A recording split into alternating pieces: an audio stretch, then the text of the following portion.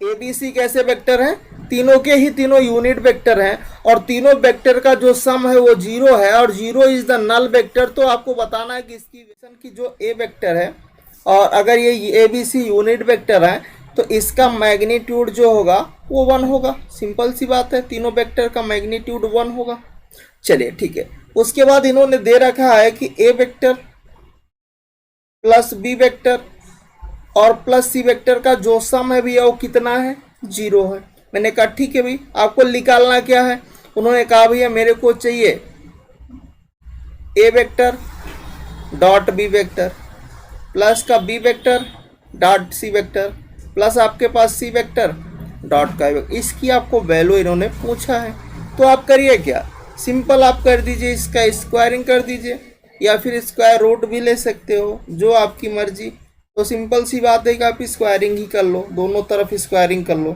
तो जैसे आप स्क्वायरिंग करते हो ए वेक्टर प्लस बी वेक्टर और प्लस सी वेक्टर का स्क्वायरिंग कर लो। इधर आपके पास ऑलरेडी 0 चल रहा है, ये क्या होगा? मैग्नीट्यूड ऑफ ए वेक्टर का स्क्वायर। यहाँ पर क्या आएगा? मैग्नीट्यूड ऑफ बी वेक्टर का स्क्वायर। ये भी आपके पास मैग्नीट्यूड ऑफ सी वेक्टर। फिर आपके पास क्या होगा? 2 टाइम में आएगा, है ना?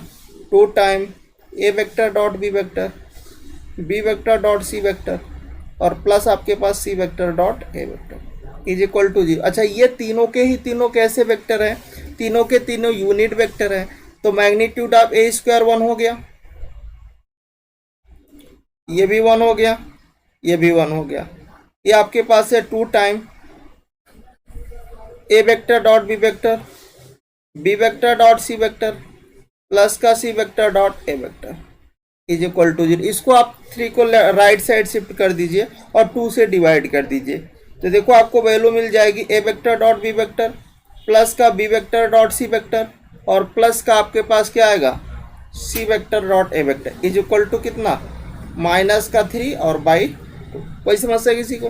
तो देख लो आंसर कौन सा हो जाएगा? माइनस का 3/2 इज द राइट आंसर हो जाएगा। Are you sure? किसी को भी समस्या? लेना सिंपल सा था। चलिए, तो ये आपका आंसर हो गया। हम लोग आते हैं अगले क्वेश्चन पर। एक तो यहाँ पर r1 वेक्टर दे दिया गया है, दूसरा r2 वेक्टर दे दिया गया है और इन्होंने आपको कंडीशन दे रखा है कि भैया जो modulo magnitude of r1 vector जो है वो ग्रेटर देन है किससे? Magnitude of r2 vector. तो लैम्डा की कंडीशंस बताना है कि लैम्डा की ऐसी क्या वैल्यू होगी। ठीक है, तो चलिए देखते हैं। सिंपल सी बात है कि इन्होंने आपके पास r1 वेक्टर दे रखा है, वो भी कितना दे रखा है? Lambda time I cap plus का 2j कैफ प्लस का k कैफ।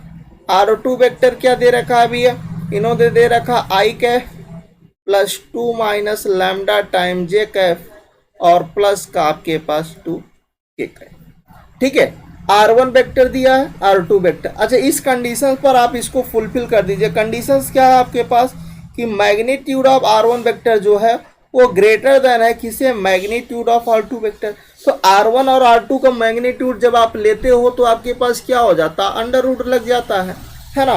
तो हम 20 को सॉल्व कर लेते हैं, तो ये रूट लगा लो।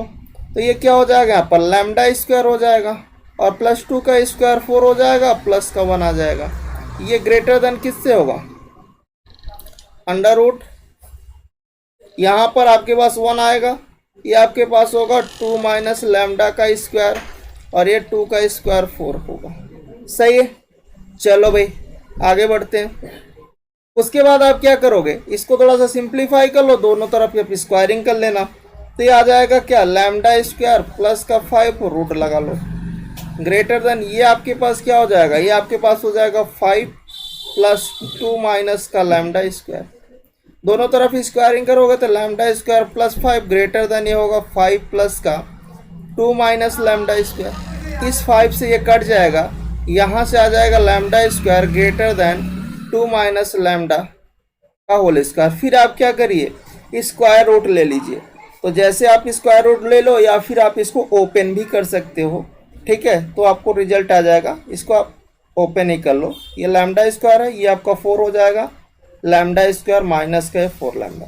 तो देखो इससे कट जाएगा और इसको आप सिंप्लीफाई करो तो यहाँ से आपके पास आ जाएगा दिस इज द, उसको आप इधर ले आओ तो 4 लैम्डा ग्रेटर देन 4, तो लैम्डा क्या हो जाएगा, ग्रेटर देन 1। तो देख लो कौन सा ऑप्शन है, D option will be correct.